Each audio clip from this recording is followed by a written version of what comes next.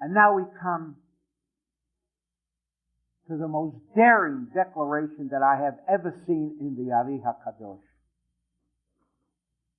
As I mentioned to you before,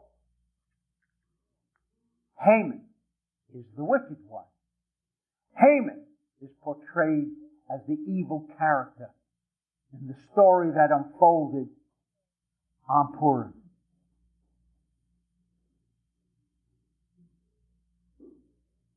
Tonight,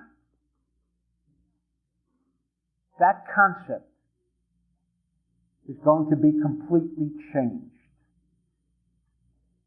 Haman was a human being, yes, just as Abraham, Isaac, and Jacob were human beings. But we know they are called chariots. The reason we call them chariots is because they were able to connect the world of Esther, the concealed world, the world that exists around us. Haman, says the Ari HaKadosh, Haman, unfortunately, was a channel. And a channel for what? And I quote from the Ari, because what I have to say now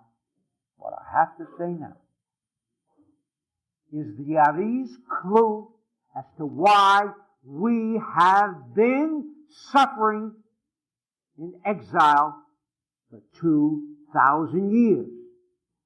I've seen this Ari HaKadosh year after year. But I, for whatever reason, decided, and I'm determined, that we've got to do something about this madness. There are others who believe they cannot, and then there are those who simply do not feel the responsibility to change the pathway of humankind. B'nei Haman harasha haya mechashev gadol. He was a great sorcerer, great magician. Vishto zeresh machshefa gadolah. These were people who could connect to the world of metaphysics. They were very powerful. Says the Ari, B'zeh yeh hagula l'Yisrael. Only with this consciousness, says the Ari HaKadosh in his Pri Etz Chayim, page 470, for those of you who wish to pursue it further, and to check me on this, which I would prefer. U'b'zeh yeh hagula l'Yisrael. Only with this. What? Hine Haman Gematria Tzav. The numerical value of Haman, He Mem Nun, is 96 with its kolel, which means He is 5, Mem is 40, the Nun is 50. Together, individually, they add up to 95. And when brought together as one unified whole, known by the code name Haman, it adds up to 96. Wonderful. So what? Continues the Ari. And here he quotes the Talmud, and of course we have heard this Zohar on many occasions. Haman adds up to Tzav, commandment. You know what the Jewish religion is about? Commandments. The corruption of 10 commandments, when it never was known by its name, commandment.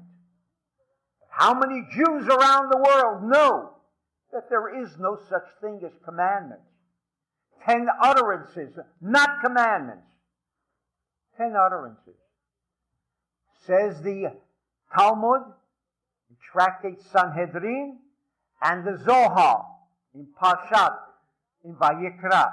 Tzav ain't Tzav ela avodah zarah. That one who is under the assumption that this Jewish religion that we are familiar with is a collection of commandments from God is an idol worshiper.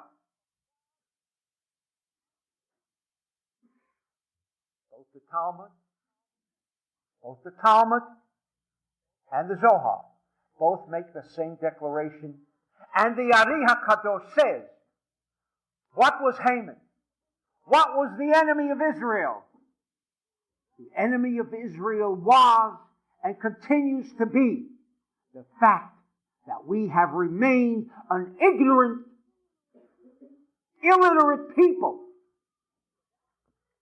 When you have asked, and when past generations have asked questions, they have received one of two answers. God in His mysterious ways knows what He's doing, or so it is written.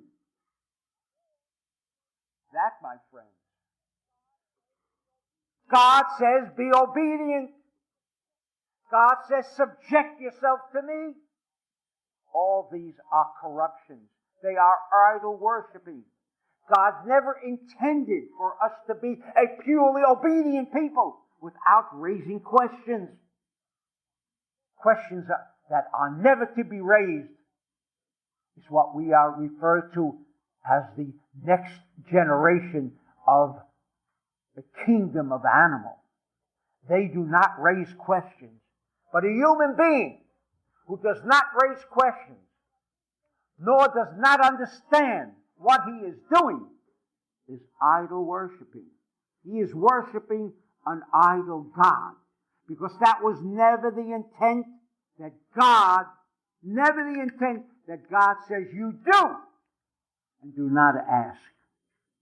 Never. That Tzav, says the Zohar and the Talmud, is idol worshiping. And you want to know who has been the enemy of Israel? Those who will fester, ingest our consciousness with an idea, do not ask. So it is written. So must it be, because it's God's will to annihilate 6 million Jews. My friends, that was not the opinion, nor is it the opinion of Rabbi Shimon Bar Yochai, the Talmud, and the Ari HaKadosh.